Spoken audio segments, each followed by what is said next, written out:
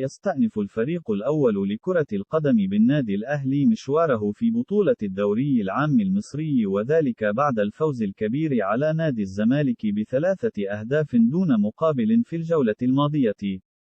وسيلتقي النادي الأهلي مع البنك الأهلي في إطار منافسات الجولة ال15 لبطولة الدوري العام المصري يوم الثلاثاء القادم 24 يناير في 7 مساء بتوقيت القاهرة، 8 بتوقيت السعودية وقطر، على استاد القاهرة. وستذاع المباراة عبر قناة أون تايم سبورتس. وينفرد النادي الأهلي بصدارة ترتيب جدول المسابقة برصيد 34 نقطة في المركز الأول، بينما يتواجد فريق البنك الأهلي في المركز ال15 برصيد 12 نقطة.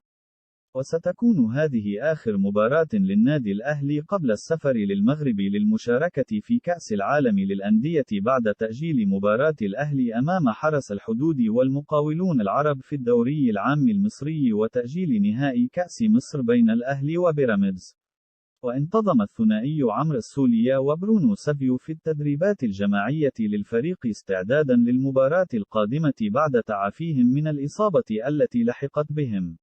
كما غادر كريم فؤاد لاعب الفريق إلى النمسا استعدادا لإجراء جراحة الرباط الصليبي.